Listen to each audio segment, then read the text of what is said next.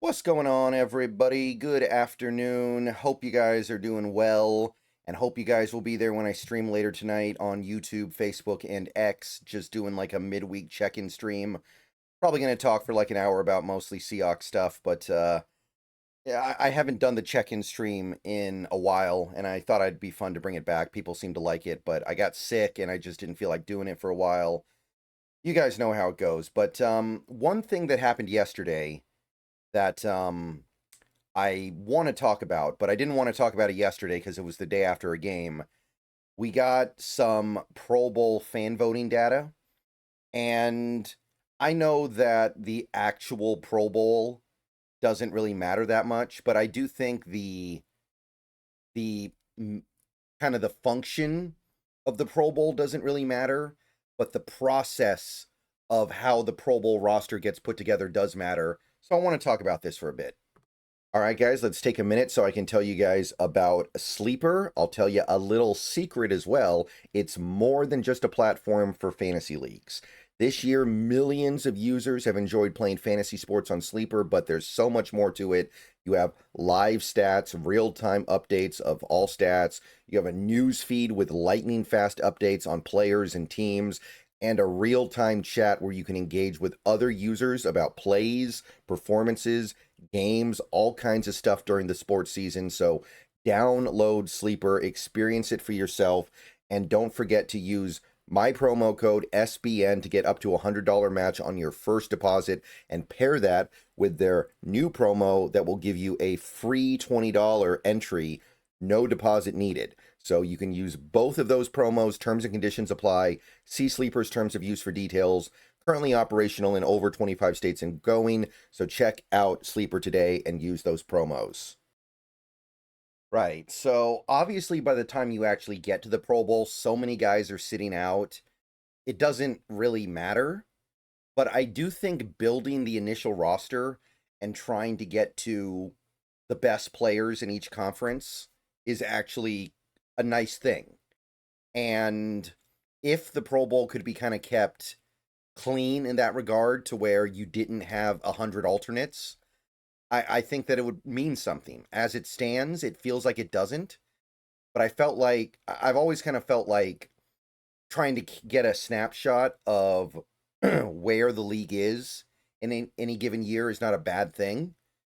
So I want to take a look at this fan voting. This is the first round of fan voting, and just take a look and see how the Seahawks are doing in terms of getting guys to make this list. And it's actually pretty darn good, just in the sense that we got a lot of guys in the top 10 and a lot of guys in the top 6 within the conference. So those would be the guys that logically have a chance of actually making it. So let's look at this from Dugar here on X. First, JSN. I think he's literally second overall for any football player in votes. So he's clearly going to make it. And the Pro Bowl is not even really the goal here. The goal for him is first team All Pro. And that's obviously a lot more meaningful than the Pro Bowl, but I don't think there's anything to say here. JSN, having the best season of any receiver in football right now, clearly deserves to be here and will be here. Gray Zabel, I'm sorry, I skipped ahead. Byron Murphy, the top vote getting defensive tackle in the NFC. Didn't see that coming. It's pretty cool. I'm not against it, for sure. He's been great. And remember, he is playing some of his snaps at nose. So the way we're making this work is really, really cool. And the fact that he's good enough to make it work is really, really cool. He's got 7 sacks, even though he plays some of his snaps as a one tech. I mean, I'm down with it. Here's the problem, though. Leonard Williams, who I think is having about as good of a season, is 5th in the NFC and 9th overall. And for some reason, and somebody's going to have to explain to me why this is and fix it, he's listed as a defensive end, which is the same position that DeMarcus Lawrence is listed at, to give you an idea here. There's no universe where Leonard Williams should be considered a defensive end with the other players in this league that are considered defensive ends. He's a defensive tackle. Technically, I guess when we line up in nickel, he's one of he could be looked at in some regards as an end, but he's not. And anybody who watches football will see that for the most part he lines up inside. So this is probably why this happened, and it needs to not happen. If Leonard Williams gets hosed out of accolades because they listed him at the wrong position, obviously it doesn't really matter to us, but it's not right. I mean, right? So is Byron Murphy really having a much better season than Leonard Williams? I don't think so. I think Williams has probably been better. He's a better player right now. Maybe you can make an argument they're about even, but there's no way Leonard Williams should be left off here, so fix that. That would be my first thought. Gray Zabel, second in the NFC at guard. I don't know if they separate by left guard or if they just do guard. But if they just do guard, that means he's on track to be a starter. I don't know if he actually is that good, but this does go to show that Seattle's getting a lot of national attention from fans, and they're aware of Gray Zabel. And I think what's happening here, a lot of people look at Gray Zabel and they go, okay, Seattle's offensive line was terrible last year. They've been good this year. The main addition was Gray Zabel, therefore Gray Zabel must be amazing. And look, Gray Zabel has been good. I'm very happy that he's here. We're getting better play from him than I would have expected as a rookie. Do I think he should make the Pro Bowl as a starter? Not really, no. I will grant you that left guard is not in the rosiest of positions right now in this league, but I don't think Gray Zabel's the best left guard in the NFC, or one of the top 2 guards in the NFC. I don't. But it's still cool. I don't dislike it, of course. It doesn't mean anything bad. It's just, I will admit, I think there are some things going on here with Zabel that have caused this that are not necessarily because Gray Zabel is playing at this high of a level. There are some things that indicate maybe this is warranted, but if you were to ask me, do I think Zabel is a top 3 guard in the league, I would say no. DeMarcus Lawrence, this is a really fun one because for D-Law, the numbers in the traditional sense are not necessarily there, but he is so good on the plays that he does get on the field, and he does so many things that don't traditionally show up, that I do kind of feel like you could make a pretty good argument that he should be a Pro Bowler. Now, the issue is that when you stack him up next to somebody like a Micah Parsons or a Brian Burns, of course, D-Law's not going to hold up because those guys are getting the double-digit sacks. But when you add in the fact that he's really resurged as a pass rusher this year, with the consideration that he's still great in run defense and he's been a big-time playmaker, he's got 2 touchdowns, he's created other turnovers and scores, it's actually pretty compelling. And as of right now, at 6th in the NFC, I think that means he barely makes the roster because I think 6 edge rushers make it in each conference. So that would be really cool. And if it happens, I mean, it's going to be obviously, I'm not saying that D-Law is adding the same value as a Micah Parsons, but he has been so good. I can definitely see how he deserves it.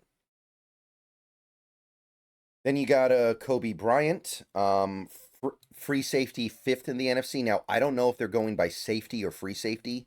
If it's just safety, then he's in right now. If it's free safety, then he's out because they would only take, I think, 3, but they would take 6 total safeties. So I'm not sure what they're doing here exactly, but I mean, he is having a good season. I don't know if he should be in the Pro Bowl. There are some safeties out there that are big-time playmakers this year in the NFC, like a couple of the guys on the Bears. Kirby Joseph got hurt now, though, so that's going to affect things. He's obviously one of the big guns there, and now he's just not really a factor because he's got that injury looming over his head. It's, I could see Kobe kind of making it to the Pro Bowl as like a He's a key starter on the best defense in the NFC. So if that ends up going that way, I get it. I wouldn't say he's one of our more best or most important players, but okay. Uchenna Nwosu, outside, listed as an outside linebacker. And this is another problem, kind of. It's kind of confusing. Like, I know that D-Law and Nwosu don't do the exact same stuff, but functionally, by and large, they play the same position. So to have Nwosu and Lawrence in different categories is, I think, weird. I don't think that it's I don't think that it's very good. I don't think that it lends itself to being very accurate with a list like this, but whatever. That being said, as of right now, I believe that Nwosu would make it because I think there are two linebackers with the starters, two outside linebackers with the backups, and then there's a third string. So if he is fifth in the NFC and outside linebacker, I think he's there. I believe. I'm not 100% sure. It might be just 4. But either way, he's close. And actually, you look at it, even though he missed the first game of the year and the first 2 games of the year he barely played, he's obviously not, like I said, he's not Brian Burns. He's not Micah Parsons. He's not one of these elite sack artists that just lives in the backfield, mostly because he doesn't play enough, because we rotate so cleanly on the edge. But he is doing some really good stuff this year, and I could see it. I think more likely Lawrence and Nwosu kind of split the vote and neither guy gets in. That's probably what's going to happen here because both guys have been really good, but I think you could argue that, hey, it's a little too balanced. But I am not against the idea of Nwosu at all. All right, we got Sam Darnold here, currently 6th in the NFC, which is really goofy. He's minimum top 5. I know the last couple games haven't been everything we wanted it to be, but however you want to slice it, if you actually look at the numbers, Sam Darnold's clearly a top 5 quarterback in the NFC, and I think that even with recent games, he should still make it. He leads the league in yards per attempt by a wide margin. He's still up there in things like quarterback rating and QBR. He's still quarterbacking a top 3, top 4 offense in scoring. And I know that the turnovers are an issue. I know he doesn't throw the ball as much as other quarterbacks, but again, you're not trying to find the guys that have the best stats. You're trying to find the guys that are actually playing the best. And Darnold, overall, I think is playing at a Pro Bowl level clearly. You look at the NFC, you've got Stafford, you've got Dak, you've got Goff, you've got Love, you've got Darnold. Those are clearly, in some order, the top 5 guys. I would take out Love, and I would say the other 4, it's really competitive, right? Stafford, Dak, Darnold, and Goff. I would probably take out Goff and say the other 3 make it, but I could be talked out of it. But Darnold should absolutely be in the top 5 minimum and almost certainly the top 4. I don't understand where the... I know that the last few games have probably brought it down a little bit, but we're still in that same spot overall. I don't know what Oluwatimi is doing getting votes. He hasn't even played that much this year, but obviously not a Pro Bowl center. And in fairness, he's 6th in the NFC, so he's nowhere close. Robbie Oots, 4th in NFC, probably just because he actually plays a decent amount where most fullbacks don't. But I don't think Robbie Oots has any business making the Pro Bowl, and he clearly won't. Use check on name recognition alone gets in. Michael Dixon, though, this guy can never catch a break in the Pro Bowl. For some reason, we don't show up to vote for him, even though he's clearly one of the best punters. And I don't know if he should actually be a Pro Bowler this year. There are other punters that are doing great work as well. And one thing with Dixon, he's not punting as much as the other punters because our offense has been so good. But to say he's the 6th best punter in the NFC, no way. Not a chance. So I got to object to that. We got to get behind Michael Dixon here, guys. He's really good. And I'm not, maybe he doesn't deserve to make it, but 6th out of 16 punters? No. Jason Myers, currently in 2nd in the NFC. I think he leads the entire league in points scored because we kick a lot of field goals. We don't have the greatest red zone offense, but we score a lot. So, makes sense. He has missed quite a few field goals this year, but most of them have been understandable. So, okay, sure. I buy it. He's made every extra point as well.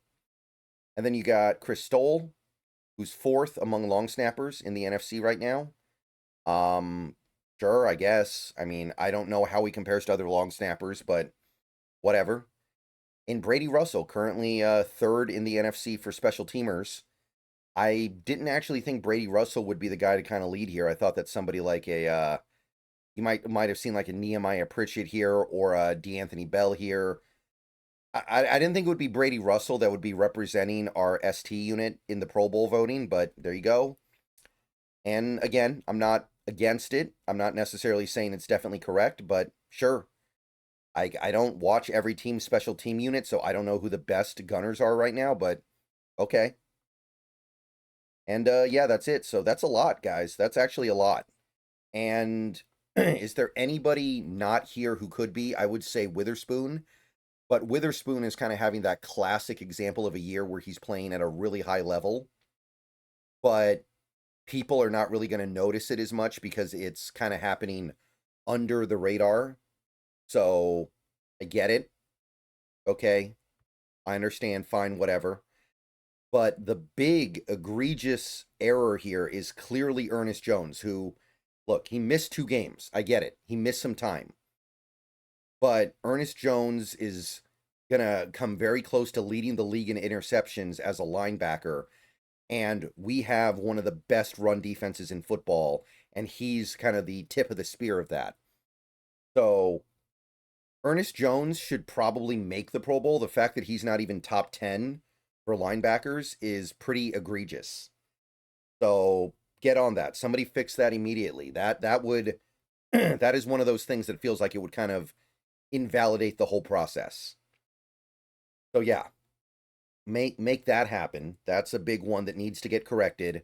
Ernest Jones, he might need to make All Pro. I don't know. I'll have to look at it at the end of the year. But if he doesn't even make the Pro Bowl, that's very goofy. All right, see you guys later. Go Hawks. That is what I got. That is the Pro Bowl situation. See you guys later. Go Hawks. Probably one more video later, but we will see. And yep, keep on keeping on.